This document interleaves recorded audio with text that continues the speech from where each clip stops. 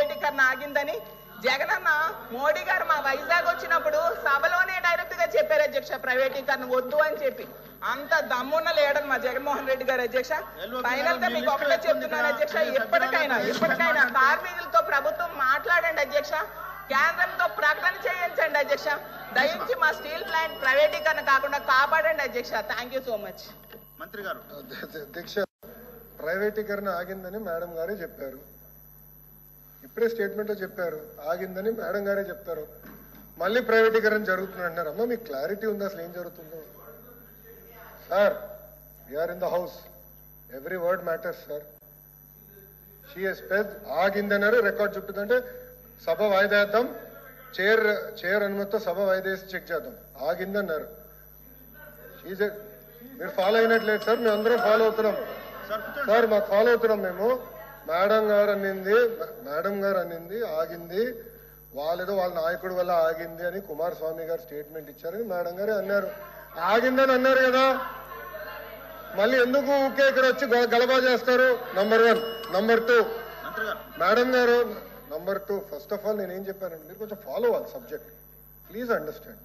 నేనేమన్నా ఆర్సిలర్ మిత్తల్కి మైన్ ఇస్తున్నాం అని చెప్పాను అక్కడ.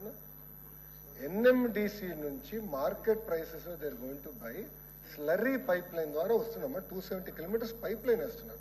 స్లర్రీ పైప్ లైన్ గన్నులు కేటాయించట్లేదు, ఎన్ఎండిసి మైనింగ్ చేస్తుంది. Raw material they will sell it to Arcelor Mittal. It is a clear transparent transaction. Absolutely sir, we will do it. Sir 14,000 కోట్ల రూపాయలు ఇచ్చిన వాళ్ళు మీరు ప్రశ్నిస్తారా? 5 సంవత్సరాలు మీరు పీకిందేంటి? 5 సంవత్సరాలు చెప్తా, మీరు పీకింది చెప్తా నేను ఏంటండి. మీ కెపాసిటీ అంటే 48%. 25,000 కోట్ల అప్ప మీరు మారుతారు. 79% 48% కెపాసిటీ యూటిలైజేషన్ తీసుకొచ్చారు. ఏంటి అధ్యక్ష వీళ్ళు మాట్లాడేది? సింగిల్ ఫర్నెస్ కి తీసుకొచ్చేసారు. వీళ్ళు మారుతారా?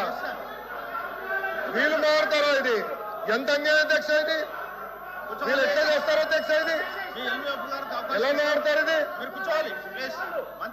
అమ్మాలని చూసేది వాళ్ళు. నేను సార్ కళ్యాణి గారిని ప్రశ్న అడగాలనుకుంటున్నా. 9,000 కోట్ల రూపాయలు మేము ఇచ్చామంటున్నారు. 9,000 కోట్ల రూపాయలు మేము ఇచ్చాం కనుకనే థర్డ్ ఫర్నెస్ స్టార్ట్ అయింది. 79% ప్రొడక్షన్ తీసుకొచ్చాం. అది మాకున్న కమిట్మెంట్. మీరు మమ్మల్ని ప్రశ్నిస్తారా?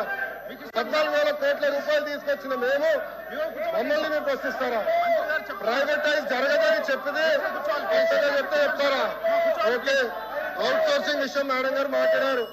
ఏంటి సార్, ఆల్రెడీ వాళ్ళు కాంట్రాక్ట్ ఉద్యోగస్తులుగా ఉన్నారు. Sir I'm not yielding. I have right to talk. I have absolutely right to talk. I am not yielding. నాకు హక్కు ఉంది సార్.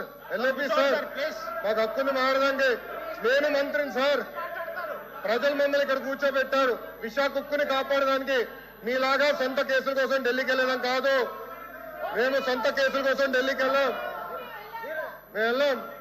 మేము అధ్యక్ష కాంట్రాక్ట్ గురించి మాట్లాడతారు అధ్యక్ష.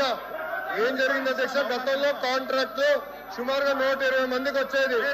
ఆ 120 మందికి వచ్చేది ఎఫిషియన్సీ రావాలి, కెపాసిటీ బిల్డ్ అవ్వాలని చాలా స్పష్టంగా ఏకంగా మంచోళ్ళకి ఇద్దాము అని చెప్పి అవుట్ సోర్సింగ్ వాళ్ళకి ఇస్తున్నారు కాంట్రాక్ట్ ఉద్యోగస్తులు. దానికింత ఫీలింగ్ అవుతారు. నేను అడుగుతున్నా మీరు ఏం ఆడతారు? ప్రొడక్షన్ లేదంటారు. ఏం ప్రొడక్షన్ లేదు? ఈరోజు 79% ప్రొడక్షన్ వచ్చింది.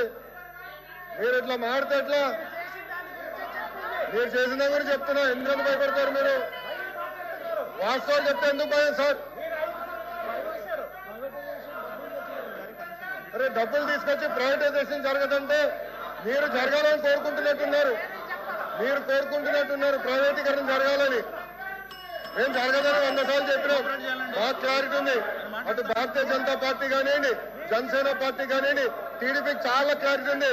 పాపం వైకాపా క్లారిటీ లేనట్టుంది ఈ సబ్జెక్ట్ లో. గుర్తుగా అవగాహన లేదు. ఎన్ఎండిసి స్లరీ పైప్ లైన్ కి మైన్కి తేడా తెలియదు మీకు. ఇంకేం చెప్పాలి?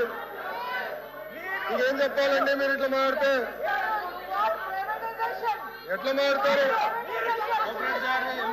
మాట్లాడతారు మీ అందరూ హాయిగా కూర్చోండి. అందరూ కూర్చోవాలి, కోఆపరేట్ చేయాలి. రండి. దాదాపు 10 మంది మాట్లాడాల్సిన అవసరం ఉంది. సార్ ఎల్విపి గారు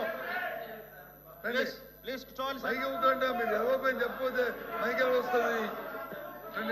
ప్లీజ్ కోఆపరేట్ చేయాలి.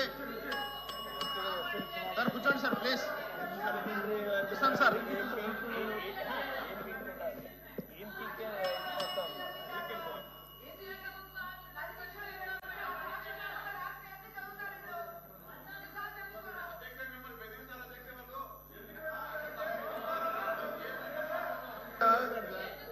అధ్యక్ష ఎల్విపి గారు దయచేసి కూర్చోబెట్టండి, ఫస్ట్ కూర్చోమని చెప్పండి. ప్లీజ్ కోఆపరేట్ చేయాలి.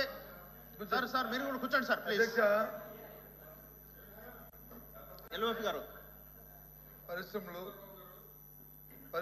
పెట్టుబడులు స్టీల్ ప్లాంటు దాన్ని మీద వచ్చి డిస్కషన్ని మీ తమిళలో చేశారు. చేసి మంత్రి గారు వచ్చి దాన్ని ఇనిషియేట్ చేశారు.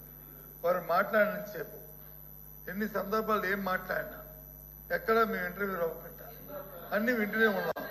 దయచేసి వినండి. అవి అవైతే మమ్మల్ని ఉంటారు అని కాదు. అది వాస్తవమా అవాస్తవమా అనేది మేము మాట్లాడి చెప్తాం. అది వాస్తవాలా అవాస్తవాలా ఏంటో మేము చెప్తాం. కానీ మా సభ్యురాలు మాట్లాడినప్పుడు ఆవిడేమి కొత్తగా ఏమి కోట్ చేసి మాట్లాడలే. మీరు చెప్పిన మాటలనే చెప్పారు. మీరు చెప్పారు అవే చెప్పారు తప్ప ఏమి కొత్త మాట ఏమీ మాట్లాడలే.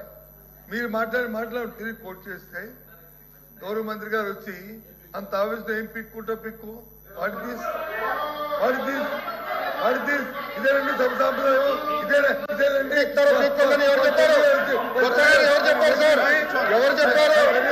ఎవరు చెప్పారు? ఏం పీకారన్నాడా? ఏం పీకారని చెప్పా? 5 సంవత్సరాలు మీరు ఏం తీసుకొచ్చారో అడిగా.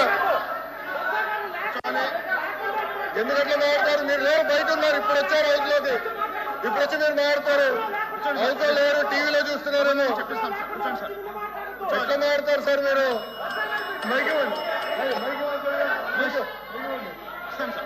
తప్పు కదండి.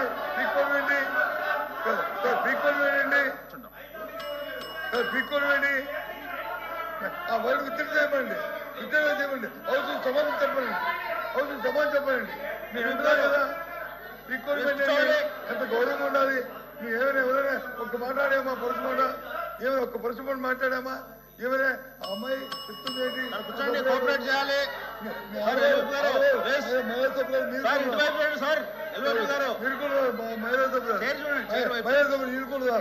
కూర్చోండి వినండి.